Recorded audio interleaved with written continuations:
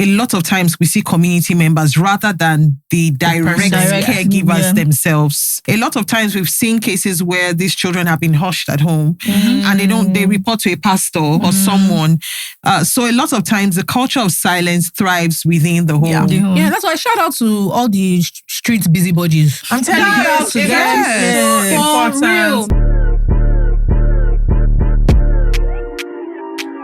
Are you into Bebo? Keep telling people you have anxiety issues. It's a lie. You are just wicked and mad. Look, you've done BBL and we're all happy for you. Carry your new bum and go outside. This is the podcast for you. I'm not poor. Are you sure? It's because they are vaping. Now everybody's marrying on time. At your big age. Wait now. Do you know that I don't have clean pants to wear tomorrow? I said what I said. The Unsolicited Opinions podcast starts now. Please, this is a public place. Hi everyone, my name is Alexis Adelu Sanya-Kawa and I work as a Senior Program Officer with Mirabel Centre, and I'm here with my beautiful lawyer, Zulu. Hi, my name is Zulu. I'm Nigerian. I promise you. I work at the Mirabel Centre as a lawyer and program officer. All right, guys, what did we discuss today on the podcast? All right, so today was really eye-opening. We looked at some really deep life issues. And That's you people's problem. And that was very interesting to me because you see that sometimes, especially the one that already sort of had it figured out, already has some mentorship on the way. And I'm thinking, people are strong. People are strong, So big ups to FK Angela for what you're doing. Thank you. Ensuring that people have a safe space to air their life issues. Zulu, do you want to take over? Yes, we also spoke about sexual assault in Lagos and Nigeria and the current climate. Exactly. And the work that we do at Mirabel Centre. Excellent work The excellent work, which you are going to support and donate to. Yes. Just a slight warning. This is a trigger-heavy episode, by the way. It's a lot about assaults, a lot about rape. So if you're sensitive to that, please take note. All right, guys. Enjoy. Bye. Hello, boys and girls. Hello, all. What's up? Welcome to another episode. What episode is this? 20. Really? Oh, you mean like all together? No, I don't know. 200 and something. I always see this podcast where they have episode 300 and I'm like, guys. It's episode 200 and something, but I don't know. Anyway, we have guests today. We sure do. Do you want to introduce yourself? Yeah, sure. My name is Alexis Adelu Sanya-Kawa and I work as a Senior Program Officer with Mirabel Centre. And I'm here with my colleague. Hi, my name is Zulu. Yes, I am Nigerian. I am a lawyer and programs officer with the Mirabel Centre. Welcome. Thank you. Thank you. How was your weekend? What did you guys get up to this weekend? Oh my goodness. It was a busy weekend. Oh, wow. We had this board meeting on Saturday, so we were at work all through. Sunday was more like us trying to recuperate from the whole week because it was a 6 working day week for me.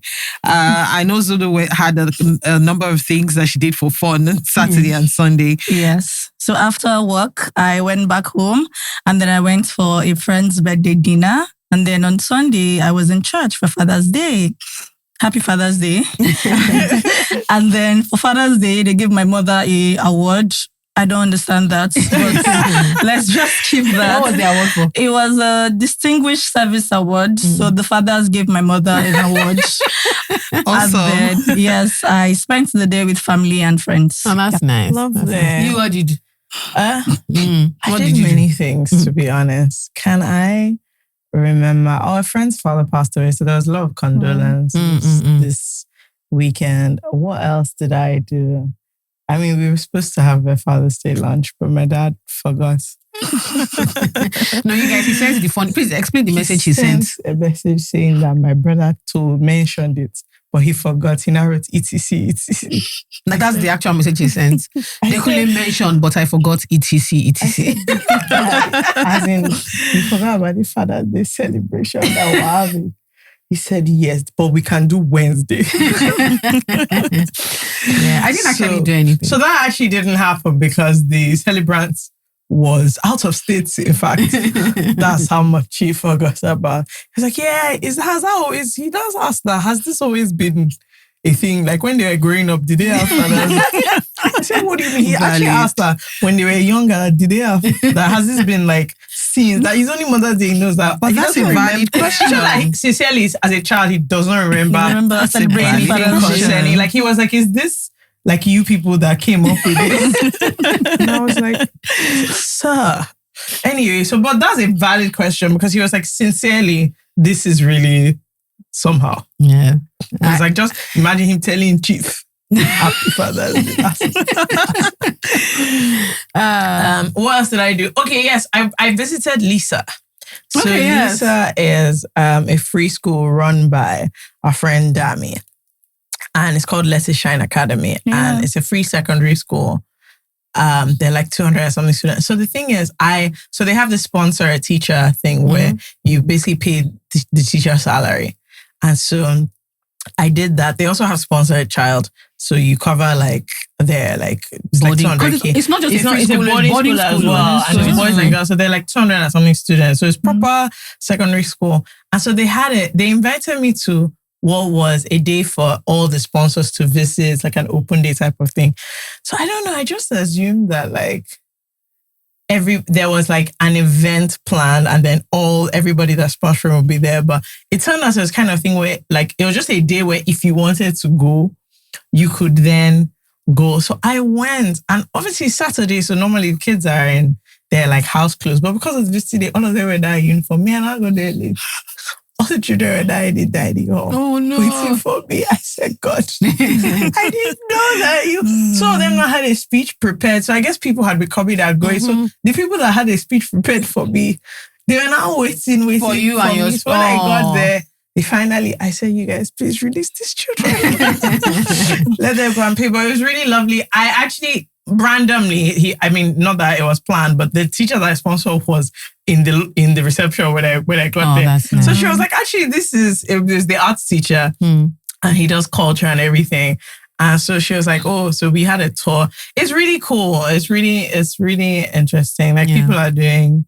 Yeah, Dami's going to come on this year. Yeah. She's going to come on the podcast this year, but it's so interesting because every time I see her and I ask her how it's going, it's just something that she prayed about and she decided she wanted to do because Dami is as regular a young babe as it gets. She's Dami 30 yet. She just turned 30. She's really chill. She has her own life and she just decided that, you know what, I want to do this. And it's like, it's like I went there, the library, computer room, boarding. It's it's a proper endeavor. And it's so, for me, I was like, how do you just wake up? And then you start a huge undertaking. It's such a huge undertaking. And the thing is to have them like well fed, well taken care of. I can't even imagine how much it is. But anyway, if you people want to support Lisa, they're looking for food. I was like, what is the primary thing you guys need? And they were like, see, teenagers forget a lot. They were like, everything trumps in comparison to while we were there, their market truck came back. Like it was a korope and it was filled to the brim with tomato, with everything. And they're like, this is not even going to get us through the weekend. Because 200 and something children, morning, afternoon, nights. And growing, like teenagers actually, teenage boys in it's particular, so much. they eat a lot of food. Like we saw their kitchen and it was like a military operation. Like everybody was, and they have a huge store. I just thought, wow, the amount you must be spending inside the market alone. So please, if you have food that you want to send to them, there is even any kind of food, dry goods, everything, because it's a lot of. They're saying that like some companies will like donate eggs to them, and they're like, no, those things are important. This is very, because very, I'm thinking about it's like protein for teenagers. Think about meat. The amount of chicken that 200 people will eat. Milk. Something as basic as milk. Rice. And they're trying to feed them like a balanced diet. So like fresh vegetables. It's plenty. That's a lot. It's plenty. So like immediately I said it, almost everybody at the same time, they were like, food. All we need is food. No, it's true because I think it's also very shocking to people how much children eat. And then when you're doing things at scale, the number is not, so you think, if one child eats one egg, 2 children eat 2. No, they don't. They eat 4. Also, just think about how greedy you are in your own house. Yes. And the groceries, I don't want to look at my grocery bill. I'm always offended. Yeah. I'm always like, who is eating all these things? And then imagine the school, and also you can't feed them rice and stew, Indomie 5 times every week. Then the teachers are also there, boarding house staff. Yeah, ad hoc staff. Once I started thinking about it, I said, no, it's a real operation. And I was like, and you absolutely have to feed them. Yeah. They don't fast. Like, you guys don't want to do Daniel fast. No, they don't fast. That's really that cool. was a very kind of exciting thing, because you just, you see people doing things and you just think about it, but then you go and you realize it's not just, sometimes there's a way people will say, oh, maybe it's a free school and they'll just do one. No, it's a proper boarding school, The kids are, and they're so articulate. It's really impressive. I was asking her, it's really impressive. When she comes, we'll talk about it. Yeah, it was very, very impressive to me. I deeply enjoyed it. What else did I do? I had my eyebrows done. Oyinka from Beauty Atelier has been looking for us. Actually, should be chasing Jola for a long time. I told her that's wrong. You took the wrong approach. Within 2 days of her talking to me, I'd gone to do. She has been messaging Jola since. So I'm always afraid of like all these like semi-permanent beauty treatments, because if they do it badly, and we've all seen people whose brows look crazy. And you'll be wondering that, man, this tattoo. Especially if they don't get it. I'll never forget the first time I realized that thing was a problem.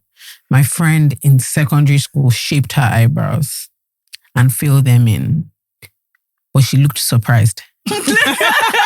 So I think when she was, because when you're a teenager, you're winging it. So I think she did this when she was... So she kind of like raised her. She raised her. That the thing that women do when we're doing. So I think she did that and did the first one. By the time she put the eye down, but it had to match. You guys, let me tell you what makes it terrible. So I'll never forget we were in year 10 at the time, which SS2. She came into class and Dipa showed Dipa a rascal. Said, what's wrong? And she was so upset. She's like, what do you mean? Nothing is wrong. Then he said, are you sure? And I think somebody was not trying to tap him. That guy, freed. I said, because he looks somehow. And since then, so the reason I actually really like the way Oyinka does brows. She's so good at it. Just bear in mind that I have to give this limit. I did it a couple of... So the thing is, it gets darker and then it gets lighter. Yeah. And then it settles. So like, this is not my final form. Don't worry yourself. Just, we're going somewhere. Just hold on. But it was so well done. And my pain threshold is -100. I feel, for example, I've never done a pedicure on my nails without them cutting me. And it's not about who is rough. My skin is it's very delicate. Children. Nothing, every time. The baby was like, oh my God, I said, let me explain something to you. Once you carry that thing to rub my feet, I'll be too shocked if I don't get an injury. She's like, wow, your feet are bruised. I said, there's actually nothing happening to me. It's the normal pedicure. So once she started, we kept pausing because I was like, and the thing is, they numb me too. But for some reason, in my own psychology, you're feeling everything. Yeah, you couldn't actually feel anything because they've numbed the thing. But just the fact that the needle, I could hear it. I just kept saying, please, let's just pause. She's like, so when we pause, what will now? It's like, when we now pause, what will now happen? But just mentally, I need it. But it was a really fantastic experience at Beauty Atelier, I have to be honest. So they're waiting for you. No, get there soon. They're waiting for you. I didn't do much. I bought my dad's Father's Day present on Saturday. Go home and gave it to him. I love that. Yeah, go home and gave it to him. And my brother was like, I said, oh, this is your Father's Day present. And my brother froze. And I could see his face being like, Father's Day. So I'm currently the favorite child. Oh, lovely. Congratulations. Thank you so much. It's a real achievement in my household. Love that. Because even though I'm the only girl, I'm not either of my parents' favorite children. Even realize that we had a lunch in the first place. Good. Yeah, good. So I don't say which position I have. One of them didn't even know there was anything planned that was cancelled. So this is all of us are moving at our own. I went to knock and lots of people brought their dads, which I thought was kind of and that's beautiful. Lots of people came with their dads for Father's Day. So they were. All I will say is that Knock sold a lot of amala and a lot of pounded yam. Yes, no, you guys, seriously. Typical Nigerian daddies. I saw the dads. They just scroll. Turn, see amala, this one. But yeah, it was very. I thought it was very sweet as well because there was also lots of like adult children and teenagers as well. So I thought that was nice. Lovely. Please, I just have one thing to say before we carry on.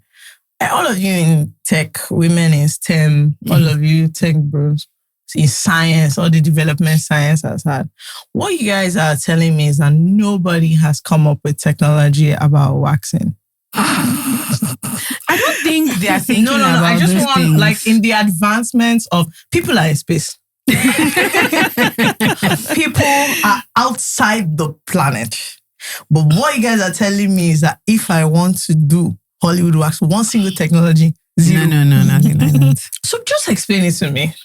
What? Who was in charge of this project? Have you ever heard what they lie is a numbing cream? Yeah. Oh. You guys, And you know also that extra irritating- 10K just use it to buy ice cream after You know what's so irritating about that nonsense from making? They're not saying you should put it. You now be there waiting for like 10 minutes. You now have one cooling effect. So you'll be thinking that Wow, not something good is work. happening. When they started, it was I said, what's happening? Exactly. She said, all these things don't work. I said, okay, but when you charge me, what do you offer me? It's just awful. Yeah, there was a babe that used to do my wax that used to crack me up because before I shout, she said, sorry. So she would like, pull it, sorry.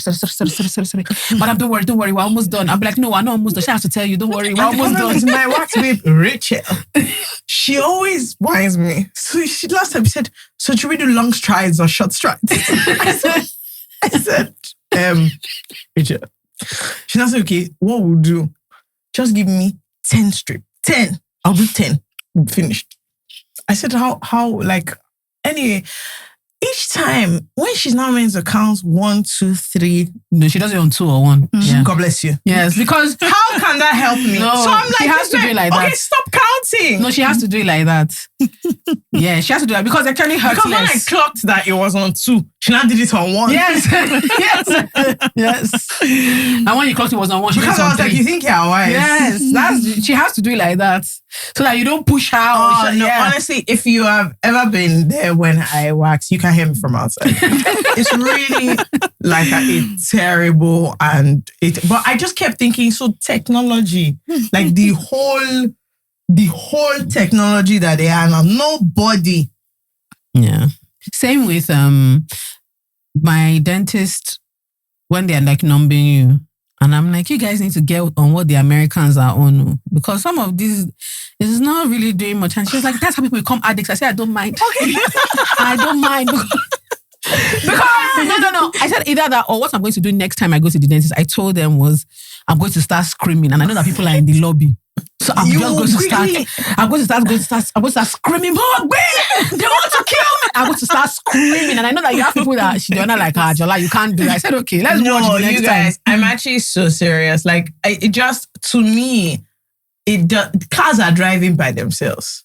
Yeah, there's actually Meanwhile, true. Yeah. there is nothing stopping the pain of my wax. It doesn't, the whole thing is not pain, adding up. but you know, like I think about women's healthcare in general. I think there's just so much That's what that I we was going haven't. to say. Yeah. That because it's a women issue. Like Of most course. people are not going to Prioritize or try to innovate around it. I mean, I do think that maybe that's something that women in. So I have at the moment. I know people don't have. It's not something. There's a lot of around rich people and the way they decide to spend their money. But I have a very soft spot for Mackenzie Bezos and what's her name? Melinda Gates. French Gates. Those women write checks. Oh, mates. They write checks for any and every. So I was listening to one of my favorite podcasters is if anybody knows Pivot podcast, they were talking about the difference in how different wealthy people approach humanitarian work.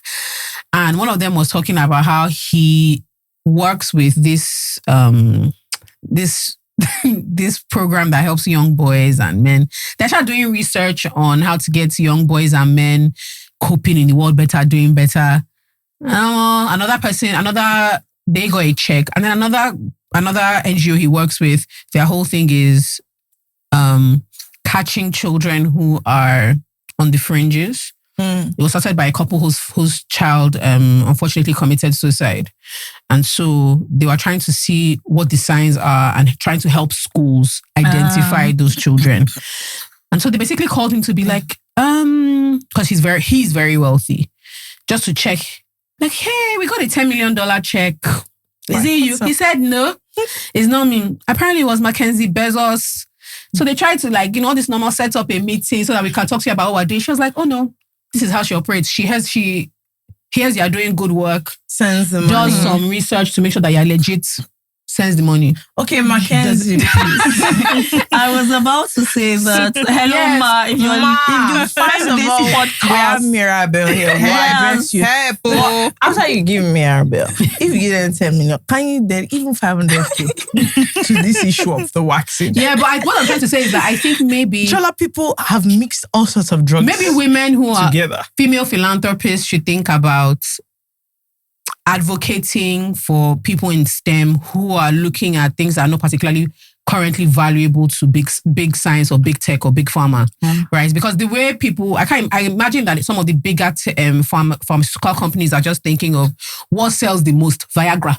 All right, in that case, no, I'm being serious. Yeah, so our friend because when you get to women vaccine, our friend runs a pharmacy with his mom. He said lockdown. Many things went down. Do you know what went up? He said, you see men and their sexual enhancements. No. If you like, lock the whole of the country down. No, delivery, please, deliver it. So capitalism, unfortunately, will always prioritize the biggest money makers. And until there is a large proof of concept, they're not just going to put their money in there. So I think we talk about menopause is a big money maker, potentially, but people just aren't investing. And science, it takes so long, right? Because all the testing and it takes so long for anything to be considered valuable. So before they get to ask if it came, I have to tell you, it's going to be a long it's actually a pressing issue. And anyway, if you're looking into it, I have 100K Naira. 100K up for grabs. Yeah. I mean, even sanitary products are not that great. If you have a research project around numbing for intimate waxing. Yeah. Because if you put all those creams there, I pity you. Yeah, and don't do that. Hormones and all these. That's what I'm saying. Someone will say, oh, there's hair removal cream. You can't put it there. Yeah. It's going to mess up your pH. Like, everything is just, it's too much. Okay? Yeah. So I really need someone to look into this thing. Like, they're freezing far too. Look, science has gone very far for us to be at this current stage that we are. Yep. Anyway, these are my issues. Well, fair. Okay, before we get into, well, not that it's not a dilemma, but we have some really cute feedback. All right, guys, let's do a money goals check. How are your 2026 goals going? Well, honestly, I'm just trying to reduce stress. That's like my only goal. I want to have peace with my money. That's all. In this economy? No, please. I don't have money. I want peace. That's all. That's fair enough, because sometimes when you're trying to manage money, it feels like a full-time job in and of itself. Thank you very much. There's alerts. You'll just see like one random thing has been debited from your account. Then you have to start checking everything all the time. Exactly. That is why I use Kuda. I've actually had an account with Kuda since 2019. Okay. And now it's my main account. Yeah. This is a serious conversation. Very, very, very serious. I get 25 free transfers every single month, and the transfers are smooth. I can schedule my payments, and I can also spend and save. So it helps me put money aside without having to overthink the matter. And I know that Kuda Premium also gives cash back on all your spending and your bills too. Awoof. Wow. And so that is how you get a lot more benefits the more you use it. Love it for us, honestly. So if your bank is stressing you, try Kuda. Go to kuda.com, or you can search Kuda in the App Store or in the Play Store to download the app on your phone. That's Kuda. Kuda. More from your money, more for your life. People write dilemmas to us, and then we read etc., etc. But sometimes it's not always dilemmas. Sometimes people just give us random feedback or. What I'm loving these days is updates on previous dilemmas. Exactly. So I have an update. I have 2 updates. So the first one is from an aspiring family therapist. I'm not going to read the entire thing, but this person is, first of all, she wants to tell you, Kemi, that she's also a Formula 1 girly. Oh, love that for you. But this is about last week's episode about the woman being assaulted by her younger brother. Okay. Yes. And she said she thinks her brother fits the DSM diagnostic for intermittent explosive disorder. And he needs help because he's still young enough to be helped. But he also needs clinical intervention. That is not just something that the family can beat or shout or discipline away. And that the reason is quite long, but she basically is explaining that he has, the diagnostic includes, sorry, 1 second. The diagnostic includes recurrent behavioral outbursts representing a failure to control aggressive impulses, which manifest by verbal aggression, temper tantrums, tirades, physical aggression towards property, animals, or individual, occurring on average, twice weekly, and physical aggression results in like harm to people or animals or whoever. The magnitude of aggressiveness expressed during recurrent outbursts is out of proportion to the provocation, and that the outbursts are premeditated. So the age is a minimum of 6 years old and older. Basically, she has its full medical science. She said that this is what your brother is not normal. It's not just an anger issue. This is abnormal behavior, and that he needs clinical intervention. So basically, those of us who think it's just bad behavior, this is beyond bad behavior. This behavior is not normal. Yeah, and they need to get him helped clinically, and he's still at the age where he can be helped clinically. So that's the first feedback. Second feedback. So please, if you're listening and you wrote it, maybe consider having your brother assessed for mental problems, because his anger is look, there are 2 issues. It's either clinical or spiritual. Yeah. Those are your 2 avenues for achieving. One will reset his head either way. The second one is from Kunle, who says, "Hi, Jola and FK. This podcast has become a part of my life in ways I honestly can't really explain. At this point, you really are a part of my weekly routine. Anyway, I wanted to share a small story and a big update. Sometime last year, I decided to apply to graduate school, and everything was going reasonably well until I got to the personal history statement. And I spent days trying to write an introduction that sounded profound, memorable, and worthy of a future scientist. Instead, I kept producing intros that were just there. Then, in one of your episodes, you had Wale Davis. And I remember in his introduction, it was something like, I am many things, but in the context of this, I'm the writer of my father's shadow.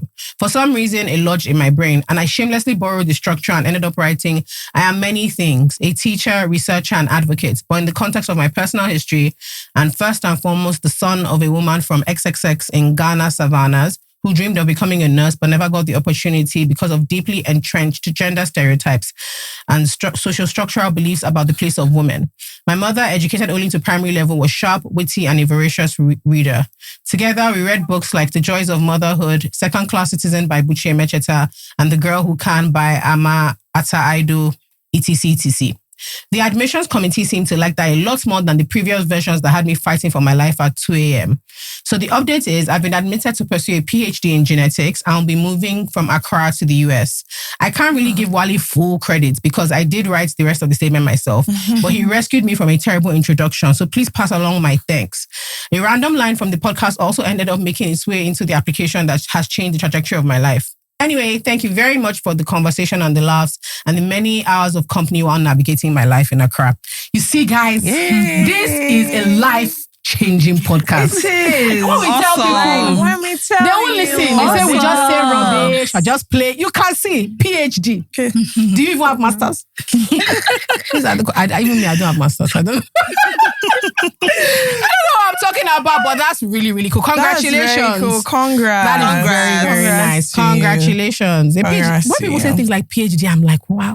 I'm always so confused. I'm like, wow.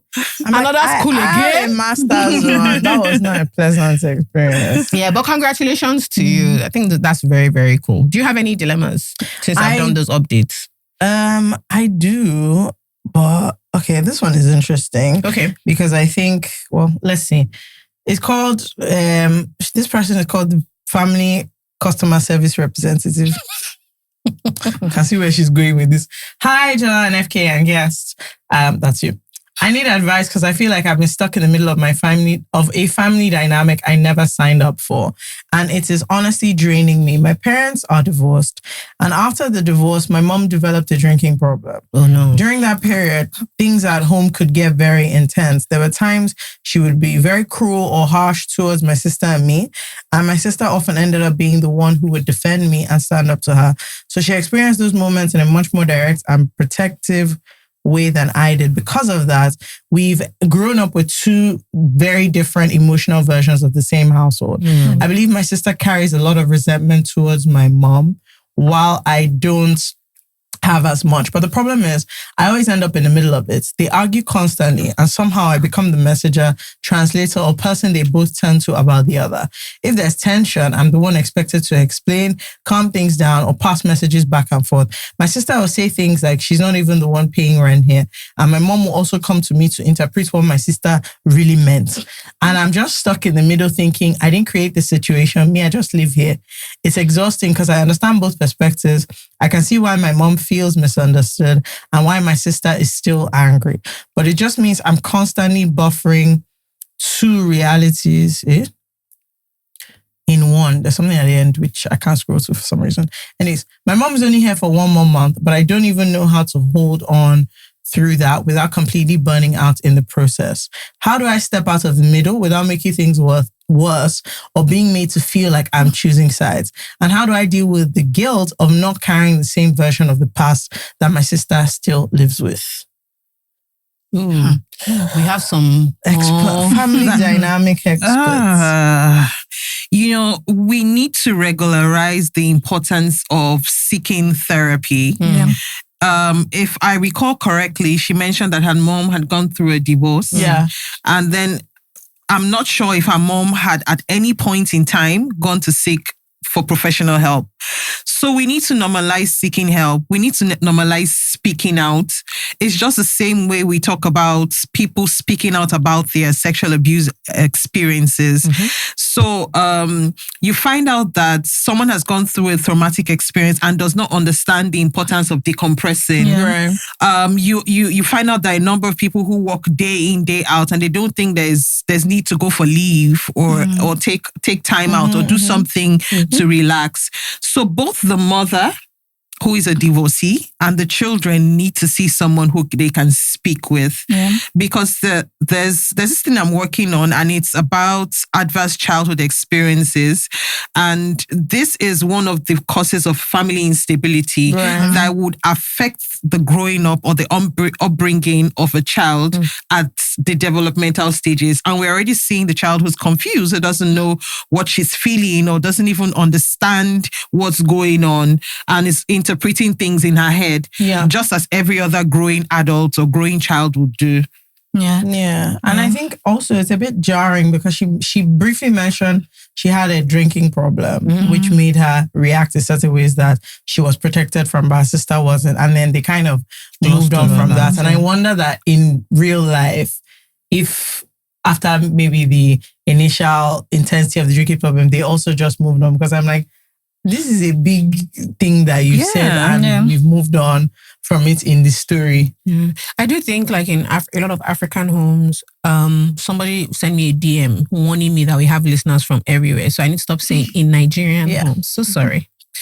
In African homes, there's a lot of glossing over unpleasant mistakes that parents make. Because when the children make the mistake, they never let you forget it. They never let you forget it. So I think sometimes if like a parent goes through a rough patch that affects the children negatively, but also has like an element of shame as well, there is no way to talk about it or No. apologize to your children to be like, look, I'm so sorry that this happened when we're younger. Like in the haze of my alcoholism, I must have said things to you that were incredibly hurtful. I don't know if you want us to talk about it.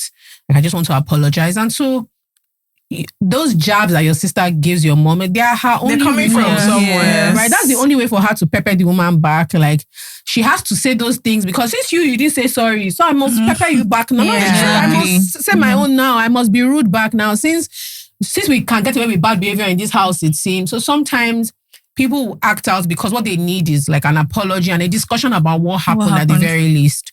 I mean, you don't even mention your dad at all. So maybe he got to drive off into the sunset with his new life and your mom is just reeling with all that emotional turmoil.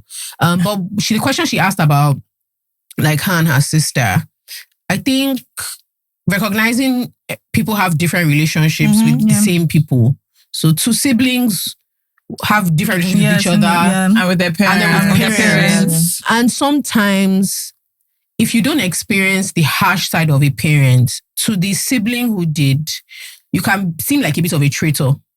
Because it's like, bro, you saw maybe sometimes parents show their favorites by being harsher with one child. But you were aware, you saw how your parents would yell at or beat one child more or just meaner to them. And then when they come to you as a sibling to be like, oh, what mom is doing is unfair. Because you don't have that direct experience, your instinct is to protect your parents. But all your sibling is now hearing is you taking the parents' side. So it's also about you managing your relationship with your sister as well and not invalidating her anger, which is sometimes where the problem. Sometimes I think she might even be less angry with your mom than with you. Because it feels like the thing is that the mom is already an up. Yeah. As far as she's concerned, the mom is an up. And even it doesn't even always have to be, oh, you saw them. Sometimes even just what can cause anger is just seeing you have a normal relationship with them. Yeah. Because you're not thinking, okay, so you can talk at a normal tone. You don't normally shout. And you're kind of resenting your sibling for having a different experience from you. Yep. So they're talking to she'll be talking to your mom in a way, and the other sibling is like, oh, you're laughing, you're having plans, good or maybe they plan to do something, they're watching TV, and you're like, when did all this one, so unfortunately, you kind of have to be a bit more sensitive with your sister. It's just the reality of it, because in protecting you, she got the brunt of, and you don't even know, you probably don't even realize what other things are. The bit that I think is quite problematic is your mommy coming to report your sister to you. Yeah. Is she a baby?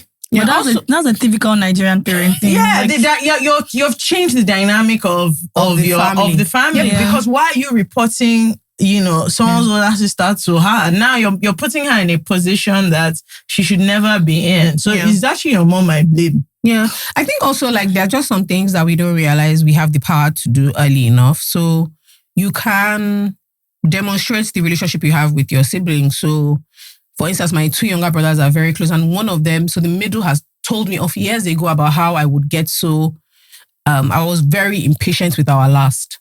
And one time he was like, that's my brother. I was like, oh, I'm so sorry.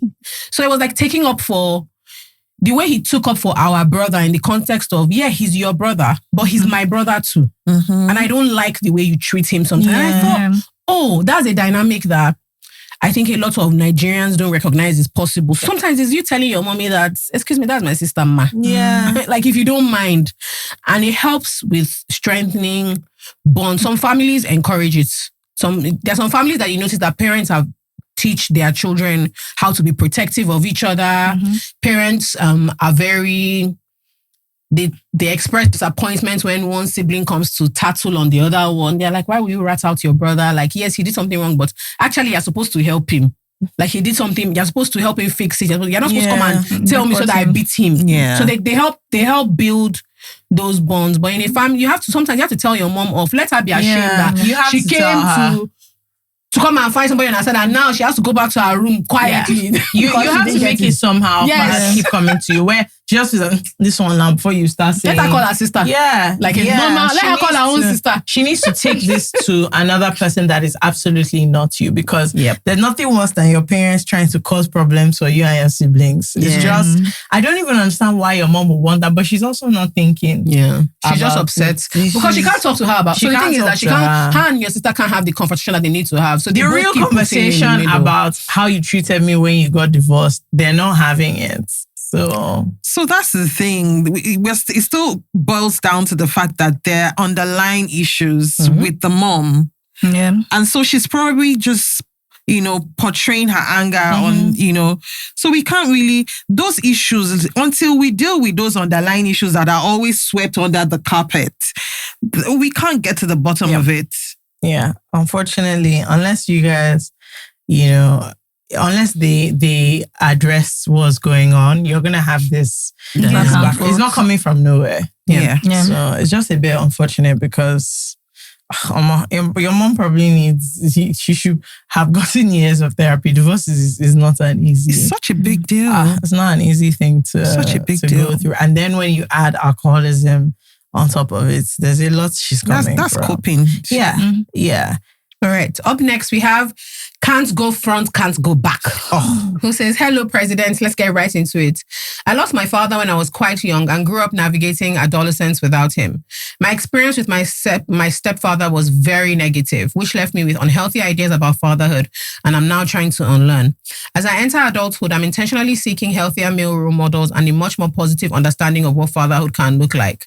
However, I find myself constantly triggered when friends talk about their loving fathers or when I witness positive father-child relationships. I know part of me is grieving the relationship I never got to have with my own father and wondering what life could have looked like if he had been there. Another part of me feels a lot of anger and resentment because the father figure I ended up having caused so much pain. So now I wonder, how do I genuinely celebrate and appreciate other people's positive experiences with their fathers without feeling overwhelmed by grief, loss, or resentment about my own? And how do I know when I have truly processed that grief enough to embrace healthy father figures and male role models in my life without feeling triggered by them? Because I feel stuck and genuinely want to show up better for myself and the people around me. Over to you. So I always say that the first step to getting a solution is speaking out.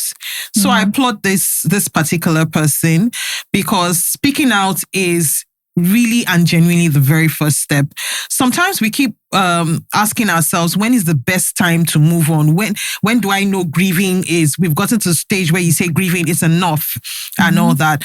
And sometimes, sorry, you never get to that stage where it's enough of anything. It's just like losing a loved one and thinking that, okay, one day you wake up and then you just don't feel, that pain any longer. Sometimes you need to tell yourself that this is the spot where you stop. And then you open the blinds and let the sun come in. So I like the fact that this particular person is already seeking positive masculine role models. But I also need to say that at each point in time, or maybe after months or years or something, there's always going to be something that brings that memory of not having a perfect father figure.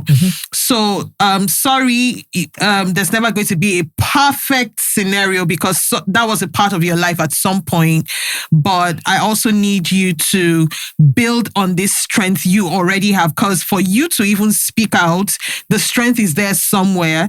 So it's very important for you to build on this strength. Your message is already outlined. You're already speaking out. You're already seeking positive role models. And so, and they even recognize what the problem is. So I don't think so. I think you're very good. You just need enough encouragement to just keep building on what you've already started off. Yes. So I think that by the time, there's no how you're not going to feel sad when people talk about, oh, my dad and I did this and all of that, because there's this aspect of your life where this could have been me. However, it wasn't.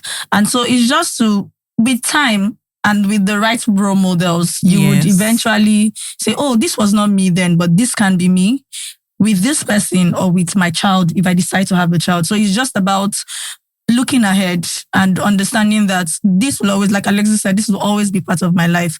But from now on, I get to write the remaining parts. How I want to, or how I deem fit. And it's just... Yeah, I love that. And I love the part that you said that this person can now decide to rewrite it with his own family and ensure that he is a present dad, ensure that his children do not have to face what he went through. Yeah, with the stepfather. Yes, with the stepfather. Yeah.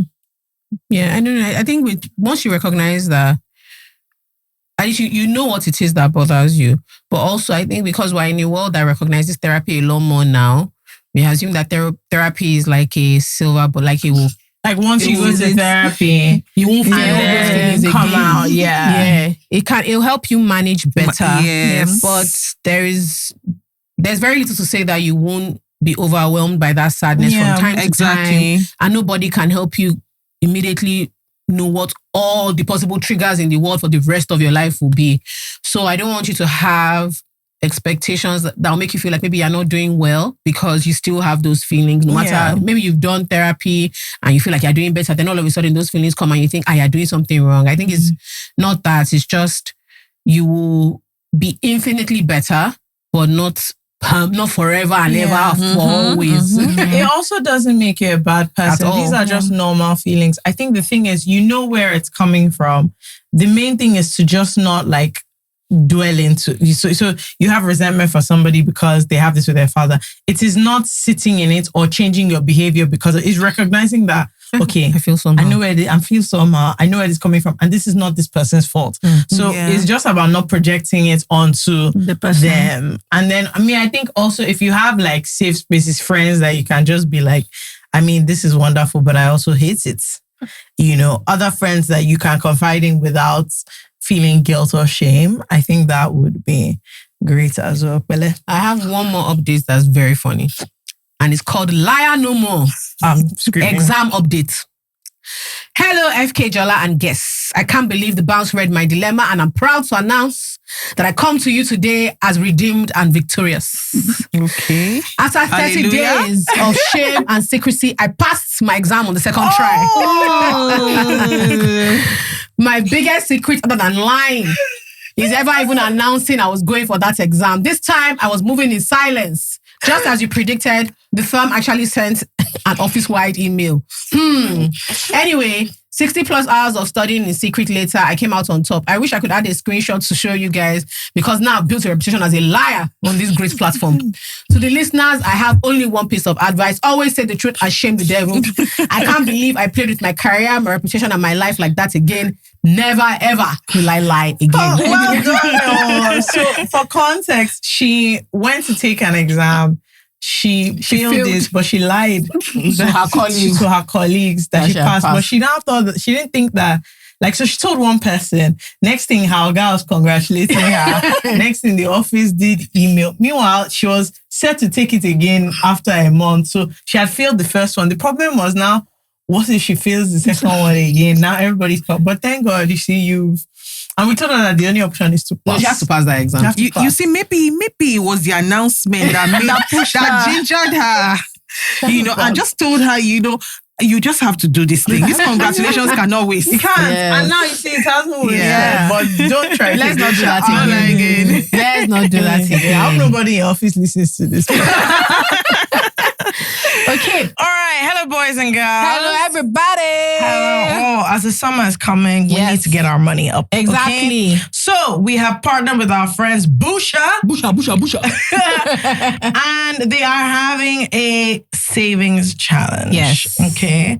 Here's what you're going to do to be able to join our little savings challenge. Yep. Open a Busha account. Yes. Right? Then create a savings challenge. And because our own is always different, do you know what you're going to call it? Yeah. You're going to call it Big Money, Small Problem. In Jesus' name. If you don't call it that, you're not part of our challenge. So when you set up your savings profile in the Busha app, which you've downloaded by now, you will call it Big Money, Small Problems. And consistently, not that you try and be sharp, then in December, you just put on big money. No. Over time, every month, set a target, put money in there little by little. When you spend money, let's say you thought something was 300K, you get there is 270. Don't spend the 30, throw it inside that place. Inside. Yeah. If you want to do weekly, if you want to do monthly, if you want to automate your savings, you can do that. Join. And every month, Busha is going to be rewarding people who are consistent in their savings. Exactly. Goal. It's not about just putting big money there on one yeah. day so you think you can game the system. No. Yeah. It is about who is consistently saving from June till December. I don't know what you guys are going to be saving for, but I'm actually going to be saving for my December Faji. So when I collect that money, I know that when you see me outside in December, you know where that money is coming the money is guilt-free that I am spending. And if you just downloaded Busha, or if you are just about to download the Busha app, don't forget to use the referral code ISWIS so that people will continue to support your girls. Yeah. So see you in our Big Money, Small Problems Savings Challenge. Bye. Bye. So for people who don't know, tell us what exactly the Mirabel Centre is. All right. So Mirabel Centre is a sexual assault referral center situated within Ikeja, Lagos State, where we provide professional support services comprising of medical care, psychosocial support, and referral services to survivors of sexual abuse and domestic violence. The center has been open since 2013. And since 2013 till January of this year, we've provided this support services to over 10,000 survivors of sexual abuse.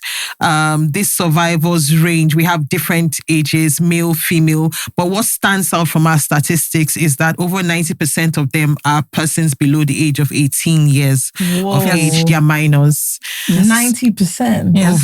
Over 90%. Can you share the oldest you've seen and the youngest you've seen? Okay, so our oldest is an 80-year-old grandma. Yeah. And our youngest is a 3-month-old baby. Yes. And so what we say to people is, I'm sure by the time you look at your family or you look at yourself in the room and you say everybody's within that age gap. So it doesn't say because you are young or because you are old. And so it upsets me. Like I was speaking with Zulu on our way where we were saying how people say it's about what the person was wearing. And I remember Zulu and I were saying, what was a 2-month-old baby wearing? Yeah, what's a 2-month-old baby? What's the 80-year-old grandma wearing? What is what, you know? So those are certain questions that really pop up and get you thinking. And then you know that rape, sexual abuse is a crime of intention. It is most times premeditated. Yes. Wow. Okay, so you guys have been in existence Mirabel Centre has been in existence for 13 years. And Zulu told me when you guys came in that you'll be 13 July 1st of 2026, which I think is fantastic news and very much needed support, particularly in Nigeria. So one of the first things I wanted to ask was, I think because there's a lot more public speaking about sexual assault, sexual violence, harassment, lewd remarks, etc., it can feel like to some people that the conversations are excessive and exaggerated and, people are belaboring the point. But as people who work in the field on a daily, hourly basis, you see real life cases, you read reports, you support individuals and their families. Can you explain to the general public like the gravity of what we are dealing with? I think there is just particularly for, sometimes there's actually almost like this is like an Oimbo issue. I don't know how to explain it. It's almost like this is like a Western type of thing. Yeah. So I wanted to There's ask also that. like a sense of, everything is harassment. All of a sudden, everything, somebody cannot play with you. All of a sudden, any small thing is, and whenever I see those things, I'm like, a lot is harassment because you people have gotten so used to things that, don't make sense. And obviously it's layered, there are levels to it, but I don't understand when people get annoyed that someone is pointing out the small harassment. You'll be seeing things like, did he rape her? And I'm like, is that the only time? So please, if you can. Yeah, thank you very much. So firstly, I want to, again, to the conversation Zulu and I had, we talk a lot. We were talking about what sexual abuse was like, say, for instance, 13 years ago. Yeah.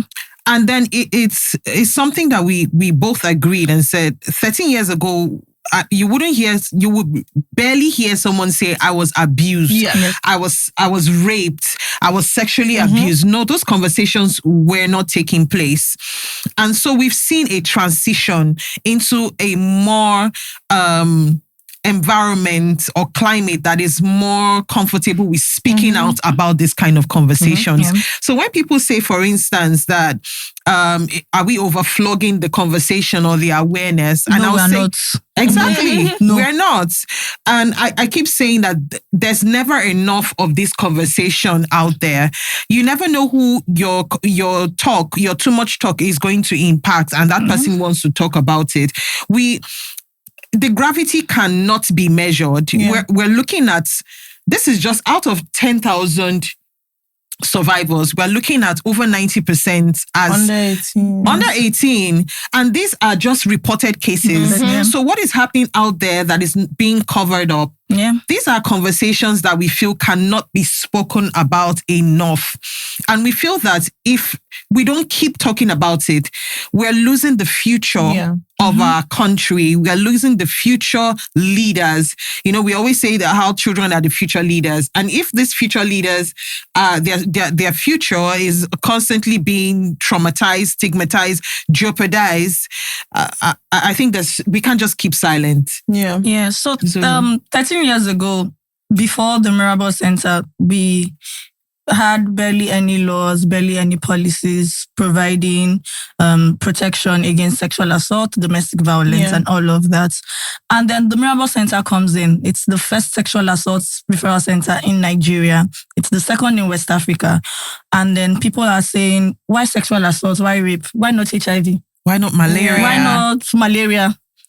And this is because they don't understand the gravity of sexual assault. When we say 10,000 stories or 10,000 survivors, those are 10,000 people. Yeah. Those are 10,000 lives that have been put on pause as a result of that. Recently on Twitter, someone said the crime of sexual assault is has more gravity because the crime scene is the person's body. You can't vacate your body. And you can leave your house if you get robbed. You can move houses, you can move streets, you can buy a new car. You can't get a new body. And so that shows the gravity of everything that we've seen at the center. We've seen all types, all demographics, persons with disabilities, young women, young men, older men, older men, older women. And so babies, exactly. Babies. What's the 3 months old wearing? And so it's part of what's inspired our shirts. So as you can see, I'm wearing Causes of Rape. Only the rapist. It's not what you're wearing. It's not where you wear. It's not how you look. And with regards to the demography under 18, we found out that 1 in 10 Nigerian boys would get sexually assaulted before they turn 18. Wow. And then statistics show that 1 in 3 women between the ages of 15 and 49 have been sexually assaulted. So if you do I usually ask my friends, if you do a poll within the room, you'll find out that. And because we all often gloss over what sexual assault and sexual harassment is, it's like, oh, if I touch Alexis like this, you're assaulting, you're harassing Alexis. But people, because of how society has come to be, we overlook a lot of things. Am I not just playing with you? Am I just laughing with you? No, you're not. I'm uncomfortable. You're sexually harassing me. And so that's just the reality of the society that we live in. So there is still limited awareness. We are not overflocking the issue. There's still places where people don't realize that asking a child to sit on your lap and touching the child in certain ways is wrong. So until we can reach those people, we're not overflogging the issue. Not at all. I was going to ask for what is the most sort of common scenarios that you see? What are scenarios that come up over Like, and over? Again, obviously every case is different and all that, but I'm just curious as to what you see the most. So for us at the Mirabel Centre, what happens to come up the most is abuse within the household. abuse within the household. Now, when we say the home or the household, we assume it's a safe space where children are supposed to feel safe and all that. But that's where we see the most common abuse happening. And this is because a lot of times, especially during holidays, weekends, they are within the home. The kids are at home, and all that. And you find out that maybe this is happening within the home or within the street or within the community. And that's where the issue happens most times. We also carried out a research a while ago, and it turns out that the perpetrators are mostly people that are close to these children. A lot of times they start up by grooming these children and then they are able to abuse them. Okay, so I did like some quick math. You guys are just one center. Yeah. Yes. So within 13 years, 10,000 people, that's about 2 a day in one center in Lagos. And while you're talking about how people don't recognize like touch and inappropriate touch or uncomfortable situations as harassment, it's so interesting that if you talk to a lot of Nigerian women, if the assault was not completed, they won't count it as rape, right? Or they won't count it as assault, I mean. So some people will tell you that he tried, but like I fought him off, I pushed him, I shouted. So they mentally disassociate because it wasn't like the perpetrator wasn't successful. So if someone asks what you do, so what happens when somebody comes into, just walk us through what happens when somebody comes into the doors of the Mirabel Centre and has been assaulted and needs help. Okay, so for the first thing actually, before that, how do they get to the Mirabel Centre? Because, you said it's a referral centre. So how do people usually, something comes up and then how do people usually get through to you, or kind of when it happens and they call you, how does it start from there? Okay, so firstly, I'll say that since 2020, we've seen an increase in the number of people reaching out to us via WhatsApp, via DMs and all that. Aside from that, physically, when it comes to walking into the center, we work with a number of partners. Shocking but true. Our highest referrals come from police. Wow. Yes, our highest referral comes from the police. I'm actually so surprised at that. Well, which is imagine us congratulating the Nigerian police for in shock. doing one thing. No, it's true. No, because like I'm actually stunned. Because sorry, before we continue, it's so interesting. I found, you guys don't ask again. I found one of my random YouTube channels run by one man called Odogu. Oh my goodness. Don't worry about it. Don't worry about it. But he hears a lot of like regular people's stories. They just call in on like, I think it's TikTok live, but he puts it on YouTube.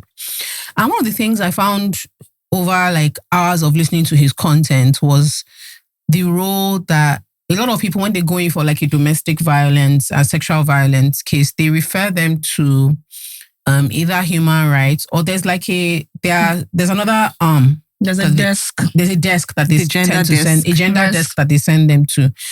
And those people often try to mediate first and then do referrals. Yeah, so there's a mediation There's a mediation center because culturally, a lot of times what they found from the police, and even when the women are, usually women that tell their stories, is that they are often actually looking for resolution. Yes, they very often are coming for resolution before they now get to, okay, this person won't leave me alone, or this violence is too much, or for a lot of the women is that they turn the violence from them to their children or their sister or someone, and then they are ready for the person to. So that's another thing I found that I didn't understand the scope of, or the degree to which the Nigerian police try to be helpful, because I'm also just not a fan of the Nigerian police. So, I was very shocked to find the degree to which they intervene, and in a positive manner as well. So it's shocking. It's given the Nigerian context, it's surprising, but also like with my research.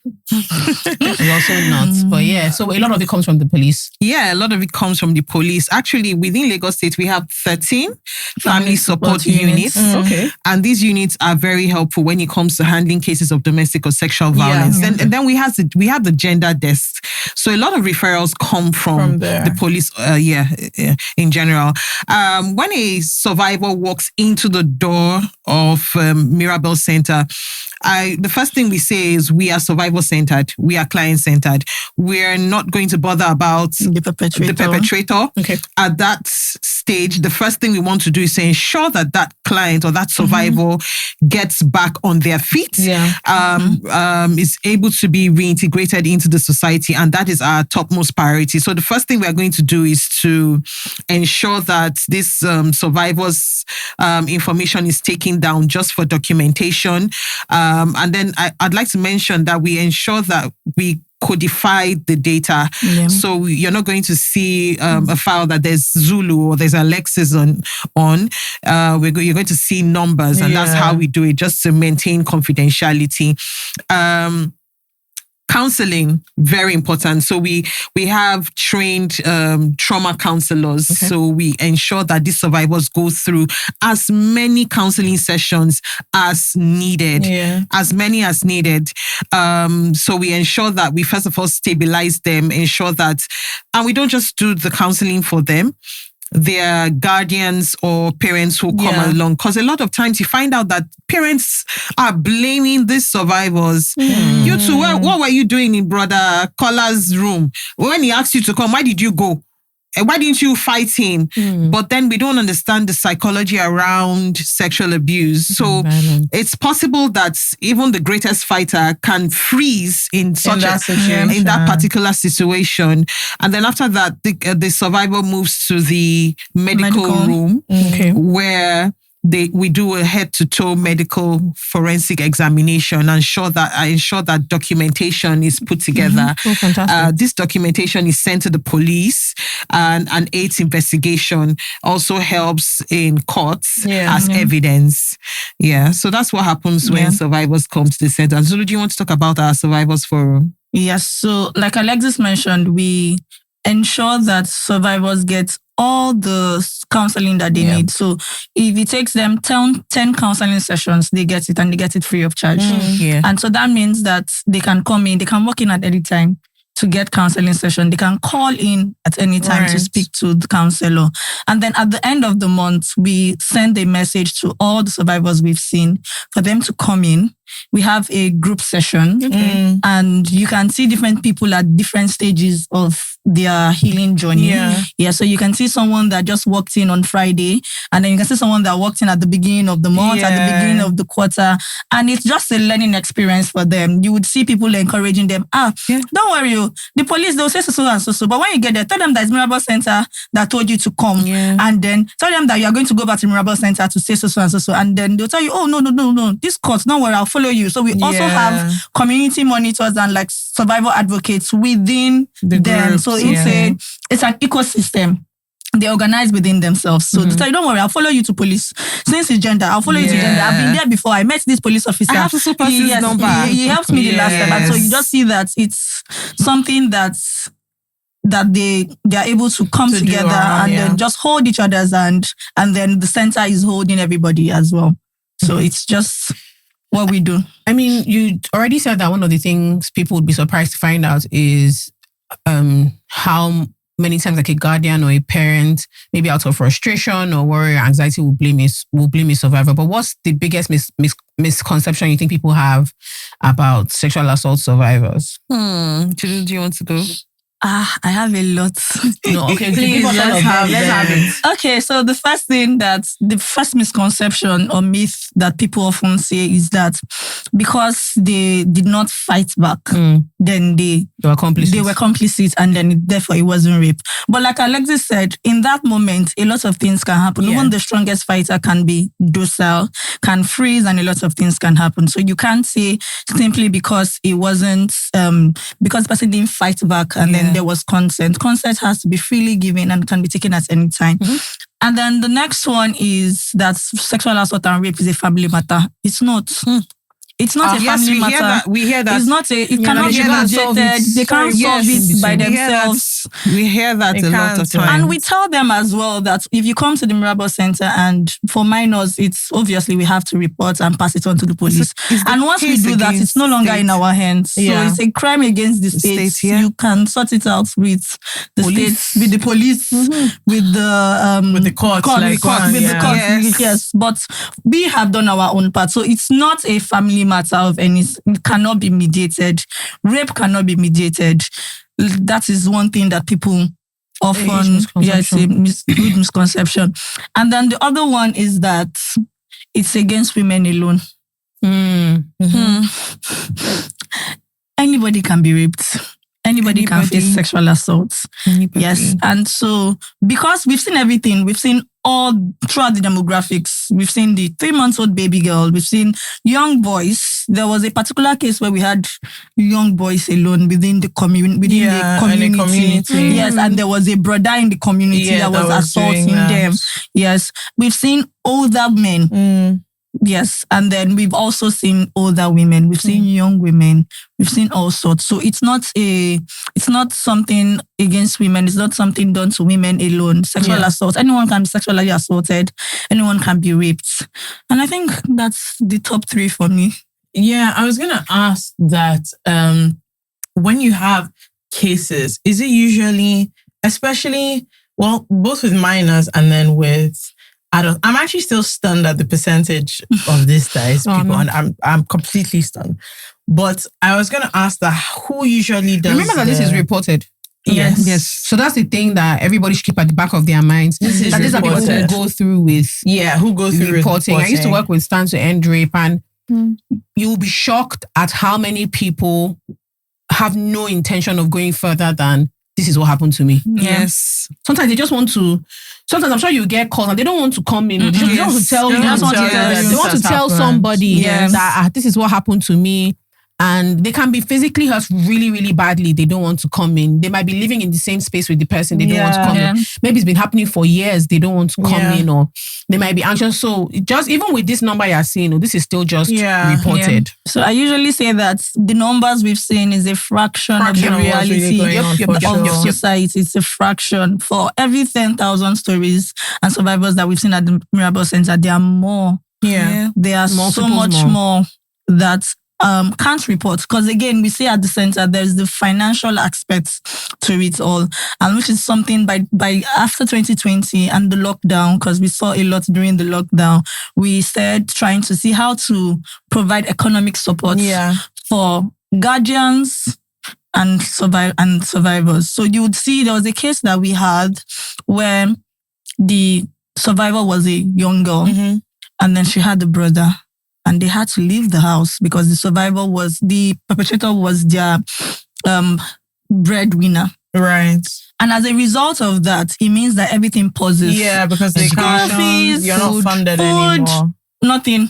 And then you see that the brother was now feeling a sort of resentment. Yeah, because he had to go as well. His life has paused simply because you said somebody did something to you. And so we see those different dynamics in the survivors that are working through the center. And like that kind of situation, in counseling, would the brother have to go as well? Yes. Oh, of course. Sorry, I interrupted your question. Yes, what I was going to ask was, who does the referral? Because I'm always curious, a lot of times, so let's say in the case of this young girl, somebody finds out, she reports to somebody, the mom. Do you find that it's their guardian or it's somebody adjacent that then says, listen, we have to come and report, you have to go to Mirabel Centre, or it's people like, I'm always curious about things like that, whether it is like the people themselves directly in the case of older people, or it is other people that they know who are kind of pushing them towards, you have to go here. This is how this thing should be handled properly. So a lot of times we see community members reporting. A lot of times we see community members rather than the direct caregivers themselves. Sometimes we see children who leave the community where it has happened to. Maybe it's when they've gotten to school, they now report to the school counselor. Yeah. And then the school counselor says, no, we have to refer this. We have to take this further. You have to say this. A lot of times we've seen cases where these children have been hushed at home and they report to a pastor or someone. So a lot of times the culture of silence thrives within the home. Yeah, that's why I shout out to all the street busybodies. I'm telling you, it's very important. Real. They are the most important ones. Those people looking around and telling you that, come, what is happening here? That's why I was curious about that, because a lot of cases I've heard is somebody else that said, listen, this is not how you can't let this go. The funny thing is, it's often like an older woman. Yeah. You find like it's like an older woman that will hammer on like, what they're doing to these children is not good, etc. And how do you deal with in that situation where somebody reports? You sometimes, if the family may or may not be for that, how does that then work for you? If someone reports that this is what is going on, this is how I know, or the child told me this, how do you then deal with this when that's not their parents, those are not their guardians? Okay, so firstly, this is someone below the age of 18. Yes. So it's a crime against the state. Okay. So that's where mandatory reporting comes in. Yes. And so we can now reach out to a partner to rescue that child. But then also we do have mothers who bring these children in themselves and say, you know what, my child is having this discomfort down there. I would need to know what is going on. No, I'm suspecting this. And then this child or these children are taken for forensic medical examination. So, yeah. So what do you do? I mean, to follow up with Fikemi's question, what do you do when like the child wants you've gotten a minor that really wants the help, but their parents want to keep everything quiet? What happens then? Yes. So that means they haven't walked into the center. No, they want the help. They want the help. The child wants help. So maybe somebody has brought them in, like an uncle, teacher, guardian, pastor, brings them in. Yeah. But the family, and then they're subsequently the family needs to get involved, or do they need to get involved? And in that case, how does that work? Yes. So as long as the child or a person under 18, it means that we are mandated to report to the police. Okay. Right. So once that comes to us and we've ascertained that, it's a guardian, not a direct family member, we ask certain questions and ensure that during counseling that the child is not being forced to say certain things and all of that. And then the medical report also proves that. We then report to the police, and then it's just the case of the state from there. Okay. So maybe there's a parent listening and has a lot of anxiety around keeping their child safe. What are some things, some ways to have? Because I don't think that this is an easy conversation to have about, because a lot of people want to protect. So a big reason a lot of people avoid these sort of conversations is they think they don't know how to have conversations about sexual assault, violence, protecting yourself, or recognizing something is wrong with their children and maintaining their innocence, right? They don't want to scare the child. They don't want the child to be too frightened. They don't want to, like people think of these things as a corrupting influence. Yeah. But if somebody was to talk to children about sexual violence and stuff like that, how should they broach the topic? When should they broach the topic? And what should they as parents look out for in their environment? So for me, it's very important that right from when your children can identify their body parts, they need to know what parts are their private parts. Yeah. So I always say when I go for school sensitization programs that whatever parts that your shimmy or your pants cover are your private parts. So for little kids, whatever your singlet or your boxers, whatever those parts, cover, those are your private parts. And so every child should know that nobody has access to touch those private parts. Yes. And that's the barest minimum you can do for them. You should also make sure that you are accessible as a parent. A lot of times we give them this information, but they don't know who to report to because they assume that everybody around them, it keeps them safe. And so you can imagine if that young uncle is grooming them, they just think it's the right thing to do, exposing them to pornography. All those improper jokes are not necessary.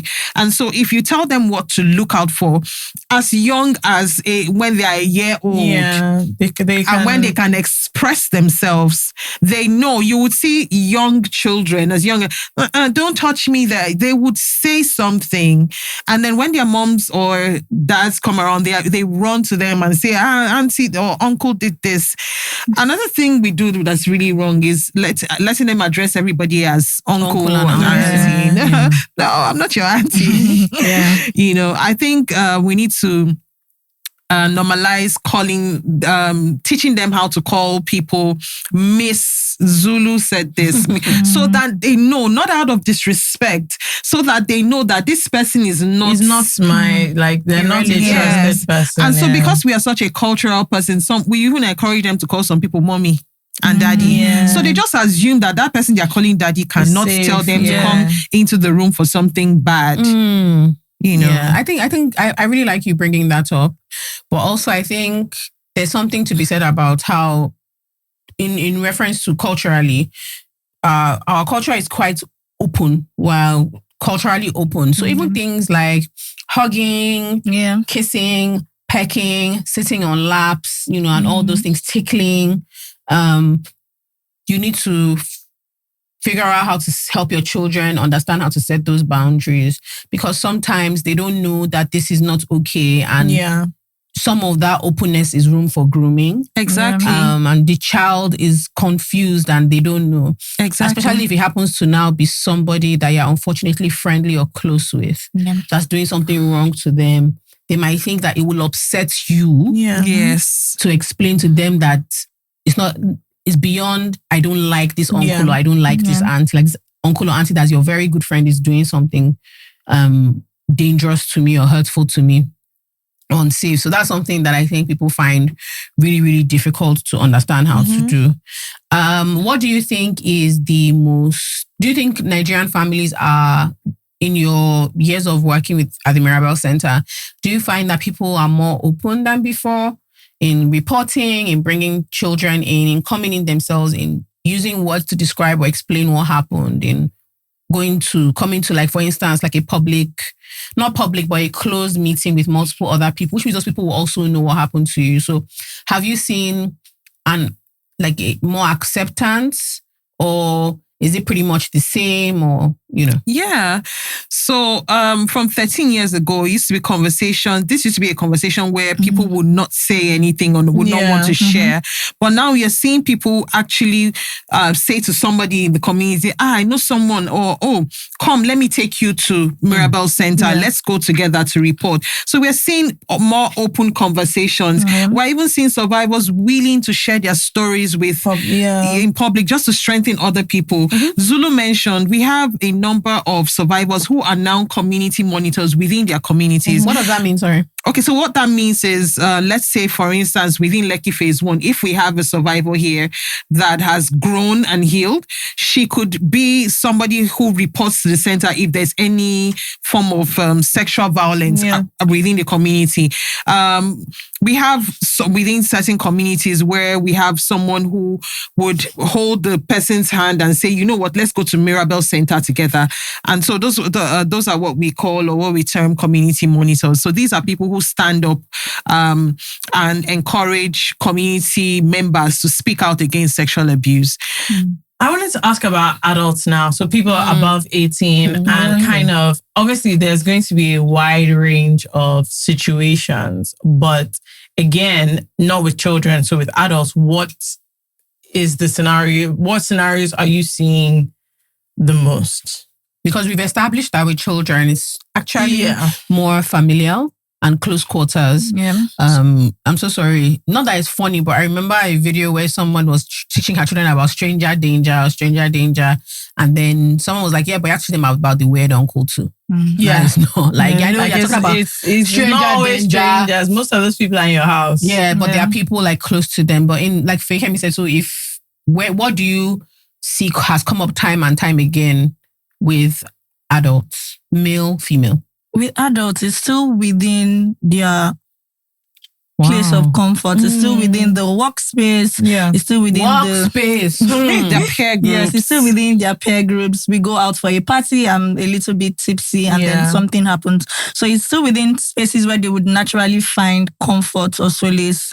And you see that these things are happening. So it's still the same thing. Wow. I have a different question about, so I saw a conversation and it wasn't recently, but it was very, very jarring. And it is about this thing of the woman was saying that it took her a long time to realize that like several different incidences of sexual harassment that were not rape are valid enough for her to have reported if they happen. And so I'm curious about people who come in where, it is abuse or harassment, but perhaps it is not rape, and how that is treated in terms of like reporting, police or courts, or what are the avenues for that. And also the other thing I was going to ask about is notoriously it's very hard to quote unquote prove rape, and how do you deal with that if someone is actually trying to find justice?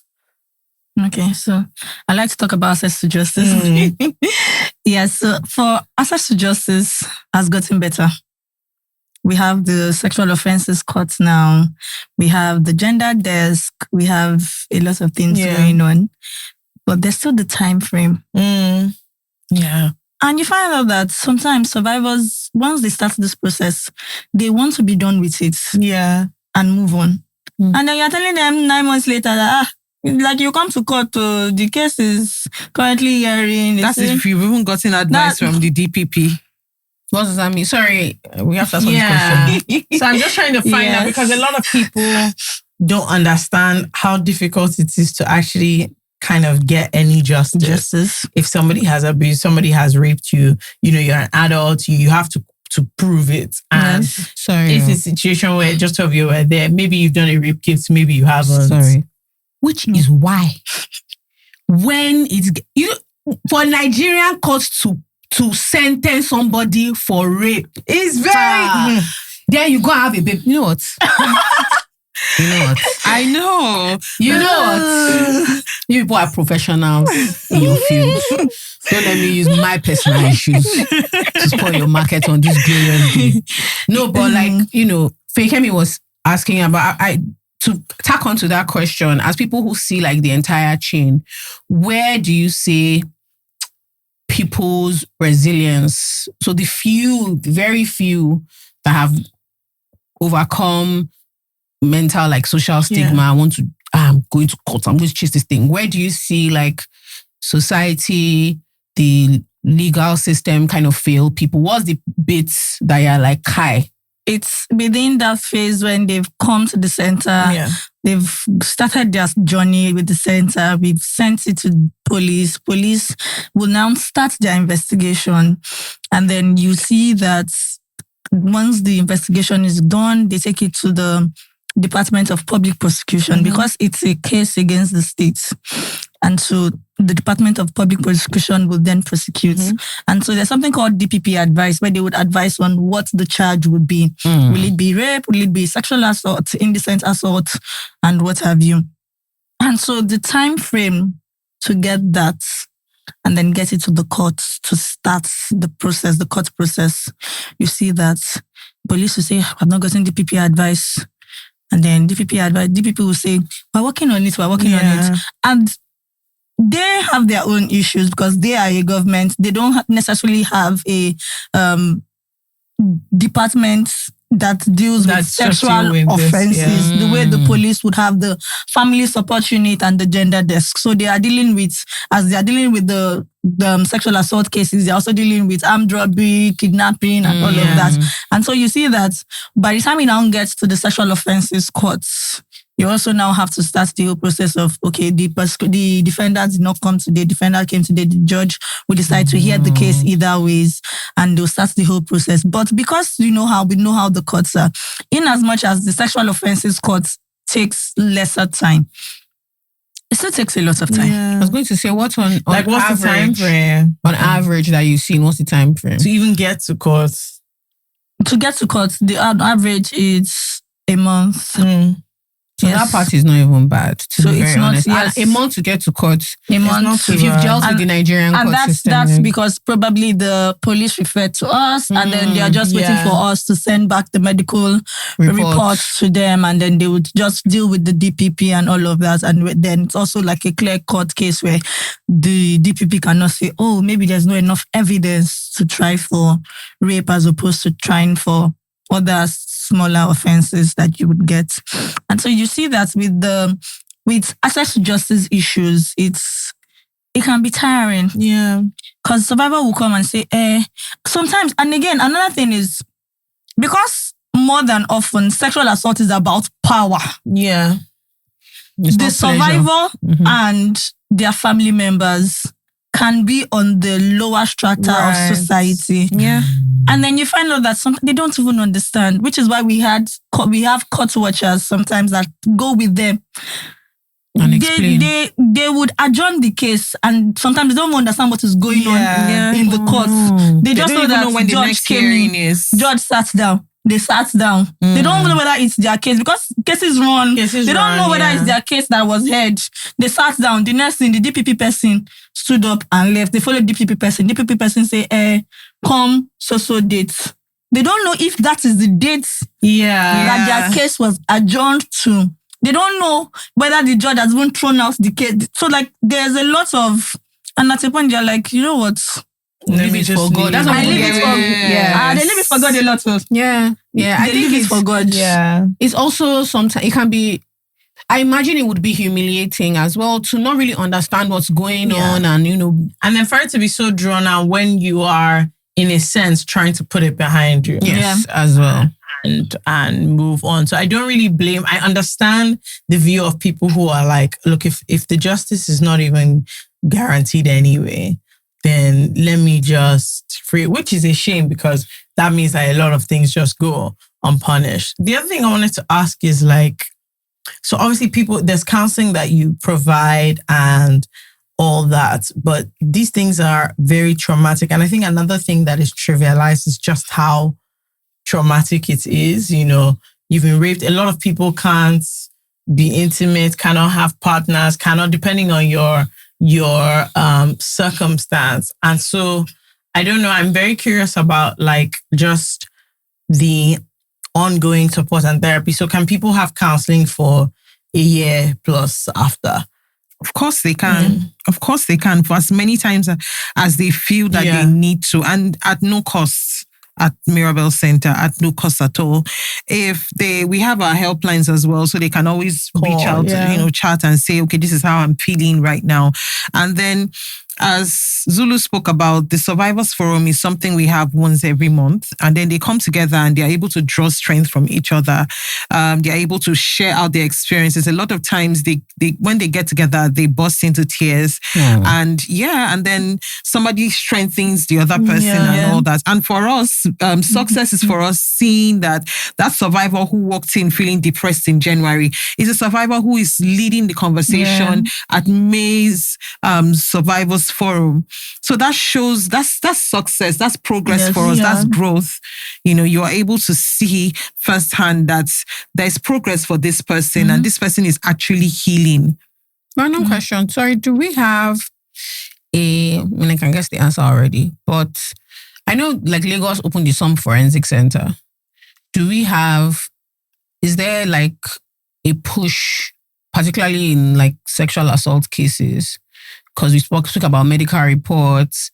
Is there any sort of like interest or push for things like DNA sampling and all of that? Because the instance you gave where you saw there was a community of young boys who had clearly been assaulted by the same person. They came from the same community. They had similar stories. I'm wondering to what degree if we're looking for justice in that case, the clearest, easiest, most obvious way would just be, because people can claim, even if it's multiple people, it's multiple children, they'll say they are lying, they influenced each other, etc. But I need to ask, like, because it was a lot of pomp and pageantry when that center was announced and opened, has there been positive movement in that direction of increased emphasis in gathering DNA, you know? So before Zulu takes over, because I know Zulu likes anything law, I want to say kudos to Lagos State, who were very proactive in the fight against sexual and gender-based violence. So from the helplines to the creation of the sexual offense courts, to the forensic lab, to the conversion of DSVA to an agency, not just a team. It's all the proactive steps that are needed to ensure that sexual assault is combated. And in fact, other states are trying to mirror or rather copy what Lagos State is doing. And that's a big ups to Lagos State. And so for the question you asked on DNA, yes, we do. We work with the DNA and the forensic lab. But the thing is, you have to have DNA that you are analyzing or matching to. And because we don't necessarily deal with the perpetrator at all, so we might not have access to that. Your focus just on survivor. Yes, focus just so we would get the DNA of those in the clothing, we would get that from all of them, and then we can match and say that all of them, there was one consistent. But we don't deal with perpetrators generally. Yeah, so, and I had a different question about, men and who, both men and women, have the wrong perception about men and sexual assault. I mean, happening to men. And just curious again about, particularly for kind of adult men, what you're seeing, like, are they coming forward themselves, other people, and how is that treated? Because obviously in a society that is so patriarchal and we just have warped views on, manliness and all that, and then you have a man coming forward to report rape or sexual harassment. I'm curious about what scenarios that is in, and also if it is kind of somewhat more difficult in their own process for coming forward, just because of how our society is. Of course, it's difficult.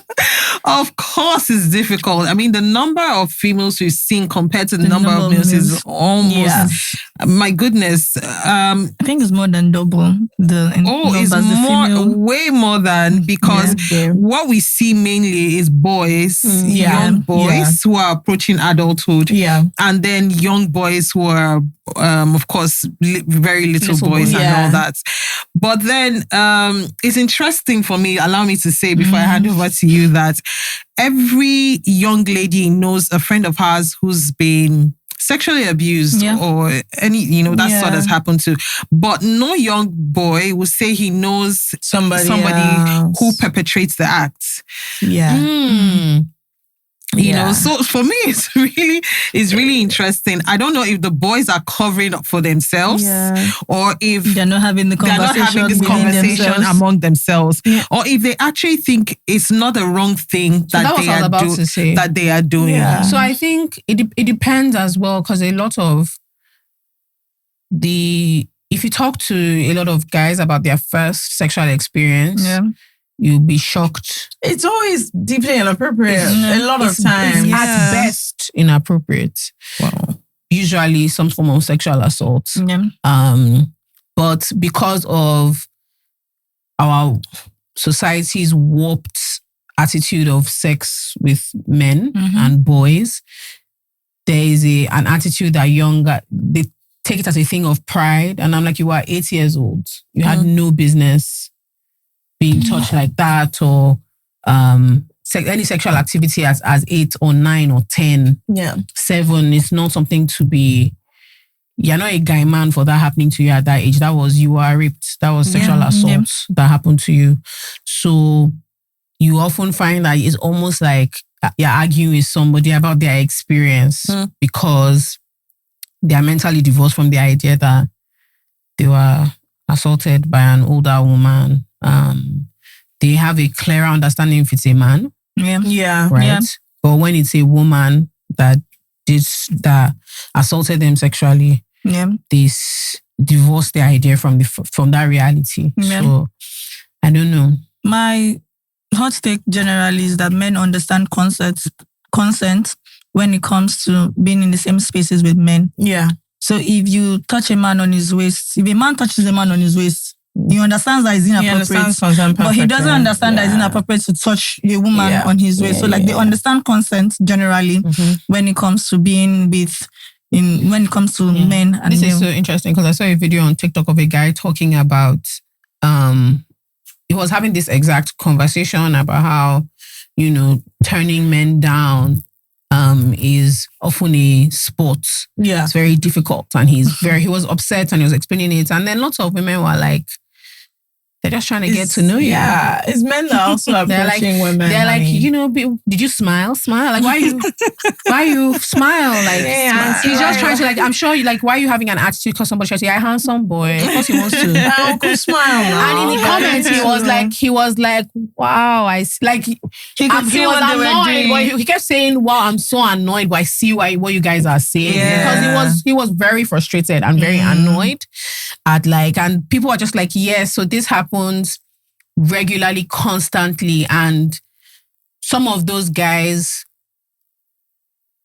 if they were your friend, you would be able to see where they are coming from. That they were just trying to be nice, and you said no to drinks. They were like, okay, what's of dinner? And then they were like, man, the music is going and it's feeling nice, and this is like a sexy song, so they held your waist and you're like, bro, get off me. And it's like, so, but I think it's just, unfortunately, in having conversations about sex and sexual violence, you're fighting the social almost first with men. You're trying to, and nobody wants to be seen as a victim. Nobody wants to be seen as somebody who has something wrong with them or weak. And then, for men, weakness is a thing as well. They don't want to be seen as weak. So I imagine that it's a very, very difficult conversation to have. Yeah. And to feel vulnerable or feel like you need help. I don't know. It's sad because it's so only God knows how much damage is happening out there in the world because they're not getting the help that they need. Yeah. I had a different question about, because a lot of this, not a lot to be honest, people know when they're doing bad things, so I take that back. But people pretend to struggle with the concept of consent, particularly the part of consent that is can be withdrawn at any time. I've had a drawn out conversation with somebody about, okay, but think about it. I'm like, what is there to think about? I don't understand. If you are somewhere, you don't want to be there, you go. So which one is, you're started, so you can't, are you a criminal?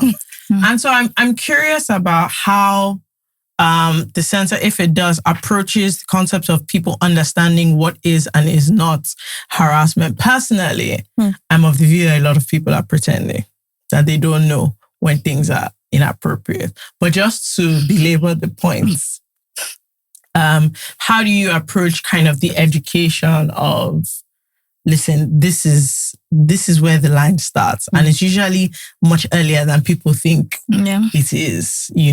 Touching inappropriately is already a problem, but it doesn't have to get to.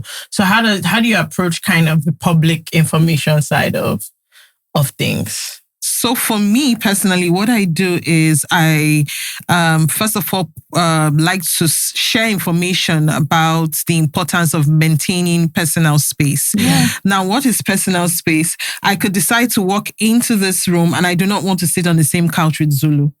It doesn't mean that she's harming me. I'm just not comfortable with sharing that space or energy or vibes with her. And that is my personal view on it. And I feel like it is very important for, if people understand that more, you are able to express how you feel.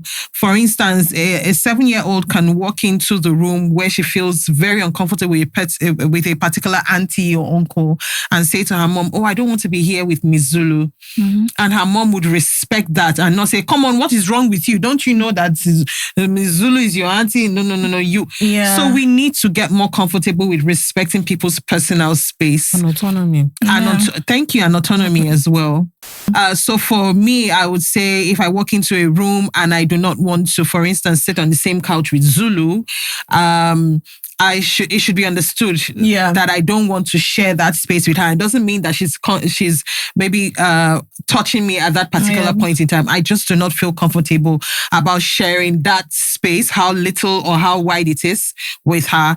And I feel like this concept is very important, especially when we are teaching young children to speak out. It's important that they are able to understand that they can be in certain circumstances in certain rooms where they do not feel comfortable, and it's okay for them to walk out of those rooms or report at that particular point in time. Yeah. So for me, I approach consent with the way of the cup of tea. Yeah. Or rather, would I say the cup of Gordon's? Yeah. So if I say, Alexis, do you want a cup of Gordon's? And Alexis goes, yes. That is consent. If Alexis goes, I'm not sure, that is not consent. If Alexis says yes, and then 5 minutes later come to say, oh, I'd rather not now anymore, consent has been withdrawn. Exactly. Simple. And you don't need to serve it.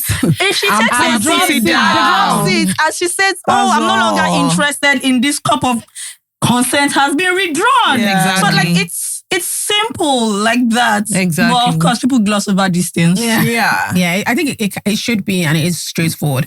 However, I do want us to talk about something that I know globally is still a big issue, not to talk of Nigeria, which is intimate partner violence, right? So I think when it comes to sexual violence, we spoke about this already. So many people talk about strangers. Yeah. We even have an understanding of it being like people that you're comfortable with. But I think within clearly stated out relationships, marriages and stuff, there's almost an attitude like sexual violence cannot occur within a relationship or within like a marriage. And I think it boils down to a fundamental misunderstanding of consent and bodily autonomy.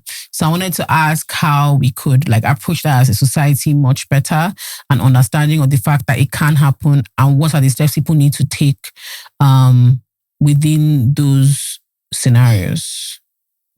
So because the dynamics within marriage is different, most of the time sexual assault would come with domestic violence. And we are as an organization, as the center, we treat only sexual assault. Okay. So if those kind of cases come with domestic violence, we do refer them to the DSV, the Domestic and Sexual Violence Agency.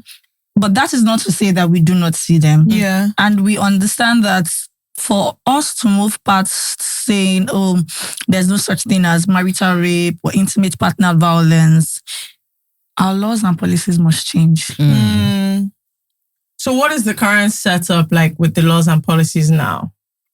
So in Lagos, we have the domestic violence law, which was coincidentally drafted by the founder of Mirabel Centre way back in 2007. Yes.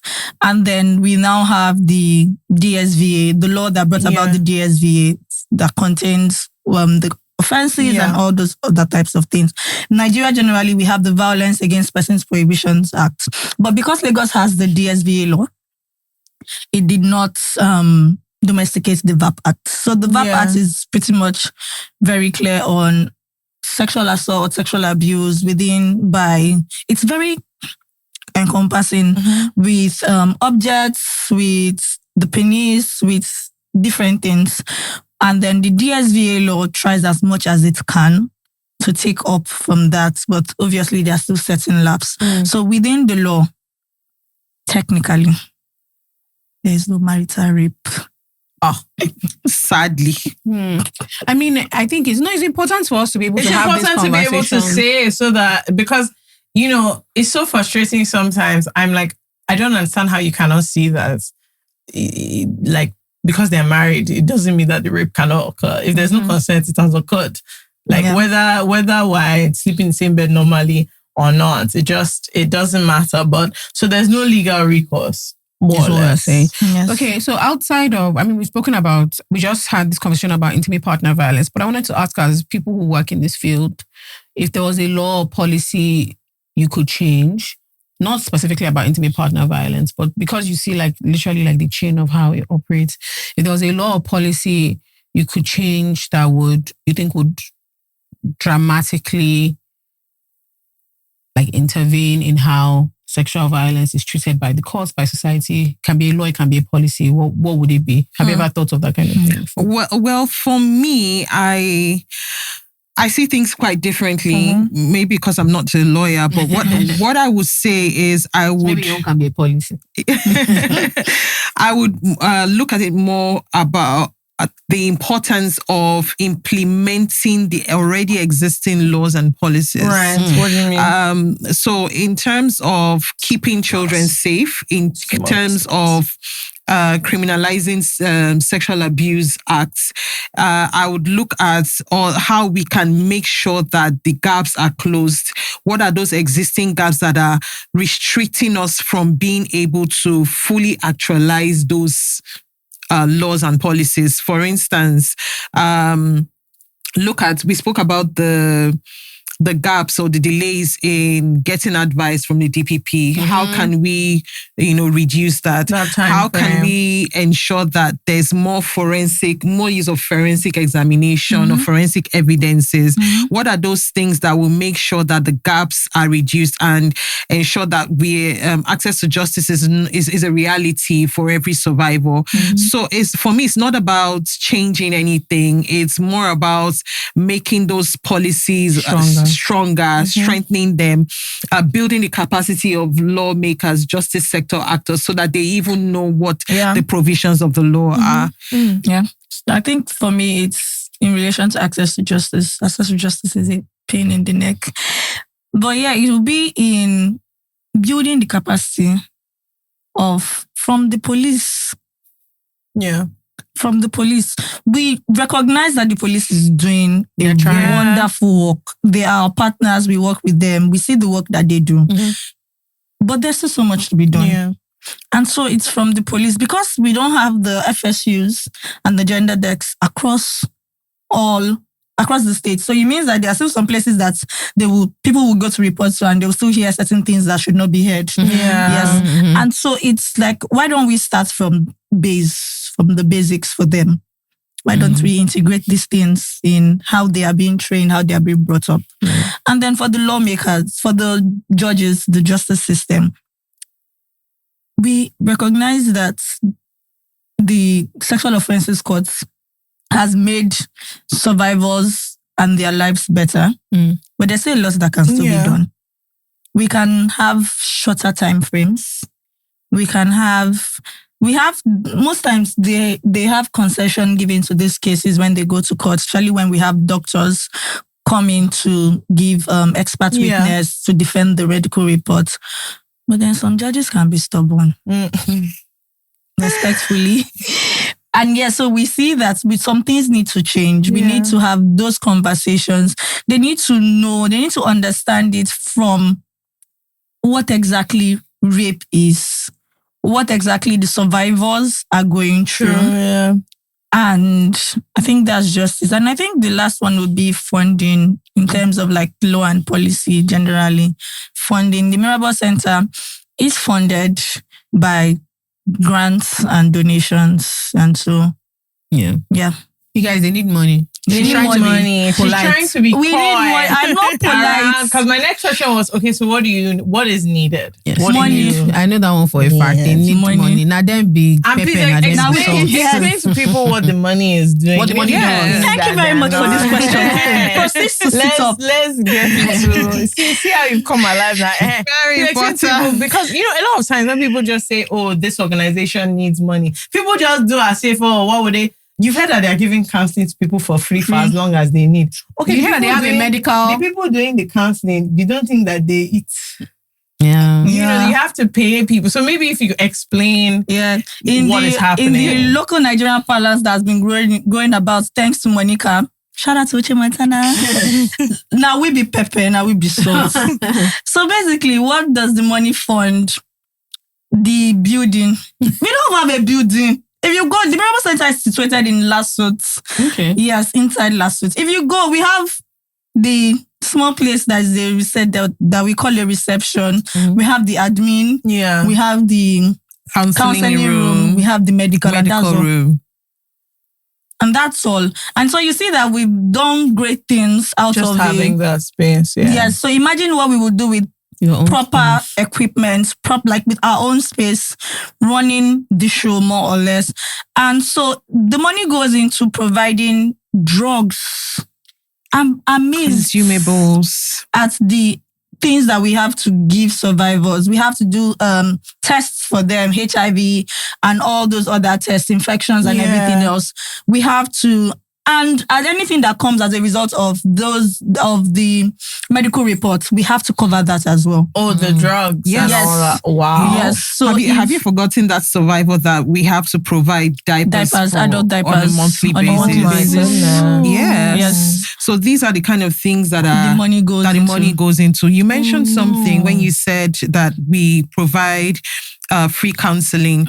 So lately we've noticed burnouts amongst our colleagues, and these are people who day in, day out have listened to thousands of people's stories. That's what made me quit at Stanton. I was having very vivid, horrific dreams because you're bombarded with very heavy subject matter. You become a little paranoid. You become very overburdened. And secondary trauma is real. It's very real. Let me tell you guys. And you can't be crying when somebody is telling you. No, you can't. You actually can't. Somebody comes.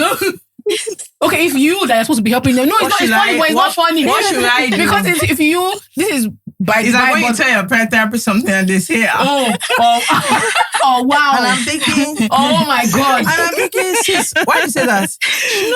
No.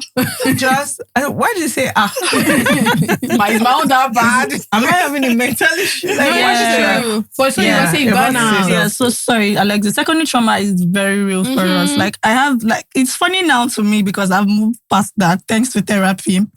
Because some donors provided free therapy for us at the center, which has ended. So in case you want to, I need therapy too as well. Just putting it out there. So there is, because we have the Sexual Assault Referral Center and then we have one-stop centers, which provides everything in a building, including shelter. So the Mirabel Centre is a Sexual Assault Referral Center, but there are other one-stop centers. Yeah. There's this building on Okpebi called Stop Center. Apparently, it's a stop center where you can walk into and get any gift item you want. But because of secondary trauma, I saw Stop Center and I go to my colleagues, you guys have opened another organization, let's go and sit there. And everybody's looking at me like, no, that's a gift store. It's not related to sexual assault, relax. It's related to gifts. I had to walk in to prove to myself that's not what it was. So like secondary trauma for us and burnout is actually real. Yeah, Alexis. Yeah, I was also going to say, even, you and I were just thinking about how it's important for our counselors not to be the ones receiving the calls. Yes. Because these calls have gone on your helpline. Yes, these calls have gone into thousands. I think the one for last month we did 4,003 and calls. Yes, calls. Oh wow. So calls, do you have separate DMs. counselors just for the? So we were saying there's need for us to get and then train them to just receive calls, give information online. And then now pass them to the counselors if there's any need. There's so many things. There's so many things that we need to do. There's always need for us to train and retrain our staff, go for retreats, especially the counselors and the frontline staff who engage with survivors on a day-to-day basis. I was also going to ask, so like there's a lot of, not recent times, naturally with social media, a lot of people come and report so case, and you see a barrage of this is what you should do, this is what you should do, this is what you should do, this is what you should do.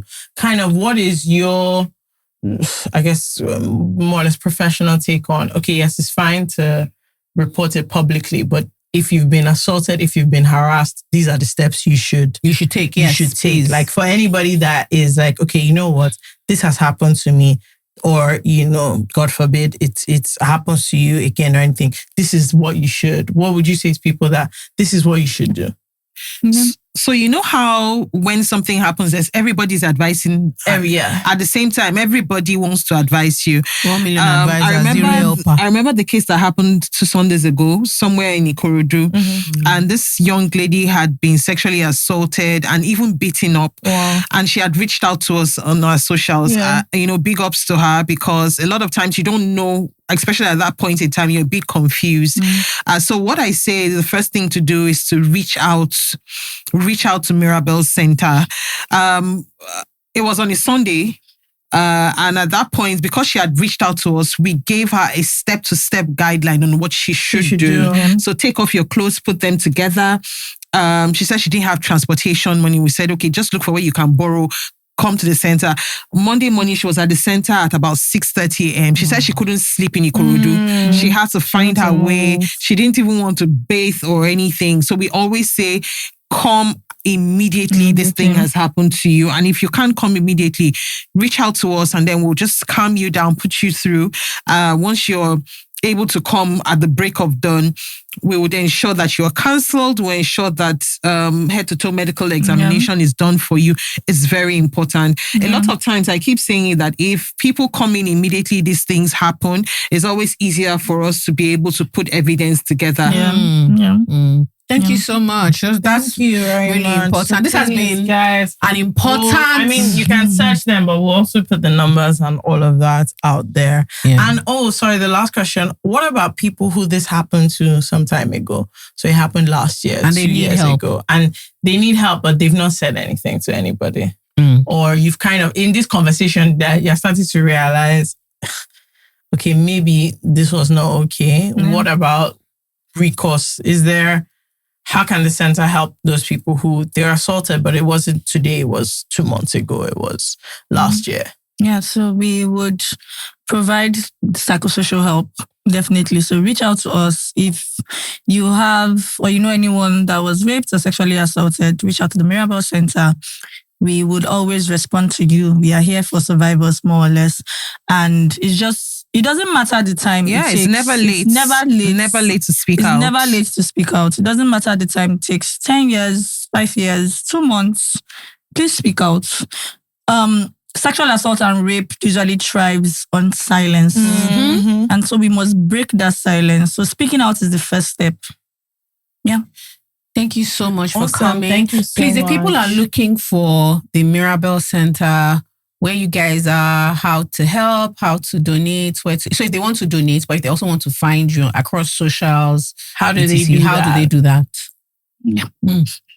Yes, so our website is www.mirabelcentreng.org, and then you also have us on social media, Mirabel Centre NG.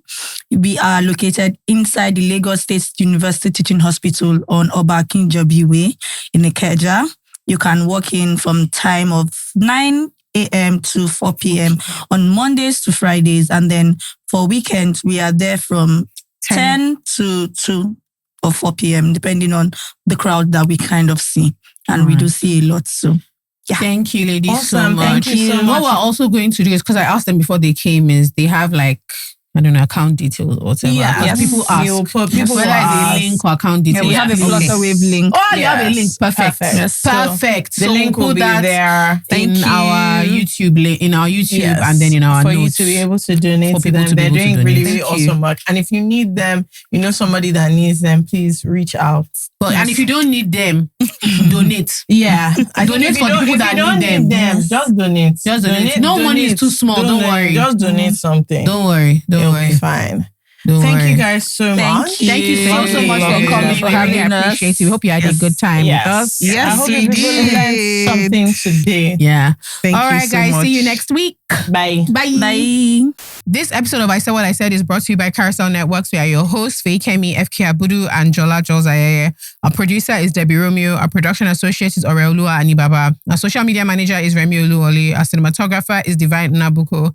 Our audio engineer is David Kenny. Our camera assistant is Abolade Uluyede. Our sponsors are Gordon's and Busha. And our fantastic guests today are Alexis, Adelu, Sanya-Kawa, and Zulu Anyaogu from Mirabel Centre.